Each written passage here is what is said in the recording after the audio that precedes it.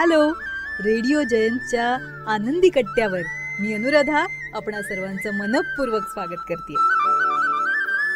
श्रोते हो, 84 लक्ष योनी पार करून मिळालेला मानव जन्म हा आनंद मिळवण्यासाठी आणि आनंद देण्यासाठी सार्थकी लावावा हेच खरं.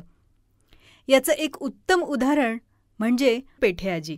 आजच्या आनंदी कट्ट्यावर या पेठे आजींचं अतिशय प्रेरणादायी उदाहरण मी आपल्याला सांगणार आहे. हेमंत सहस्त्रबुद्धे यांनी त्यांच्या लेखातून या पेठे आजींची ओळख घराघरात पोचवली आणि हा लेख मीही वाचला आणि या आनंदी कट्ट्यावरून ही ओळख तुमच्यापर्यंत पोचवण्याचा हा प्रयत्न करते.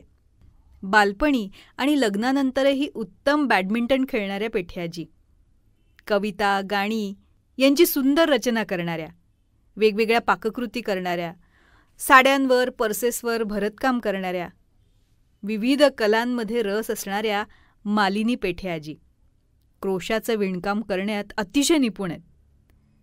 आता वयाची 90 त्यांनी ओलांडली, पण असं असलं तरी त्यांचा उत्साह मात्र कमी झालेला नाही.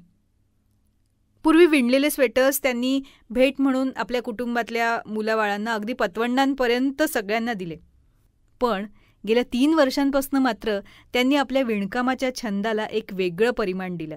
आता त्यांनी विणलेला प्रत्येक स्वेटर असतो तो गरीब गरजू बाळांसाठी, अनाथाश्रम, आदिवासी पाडे किंवा शेतकरी कुटुंबातल्या लहानग्यांसाठी. आजींनी असं ठरवलंय की प्रत्येक महिन्याला किमान 6 स्वेटर तरी पूर्ण झाले पाहिजेत.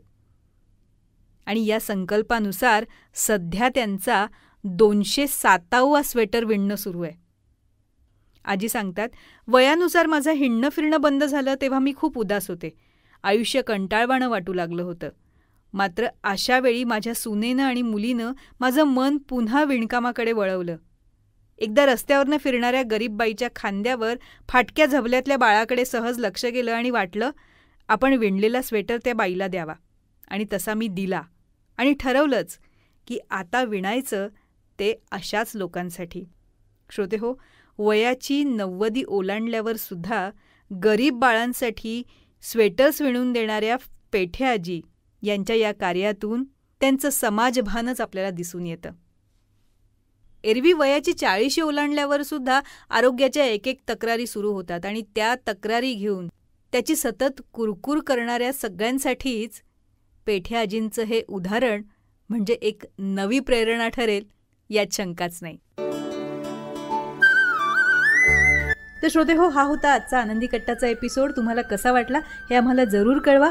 त्यासाठी कमेंट बॉक्समध्ये तुमची कमेंट नक्की लिहा.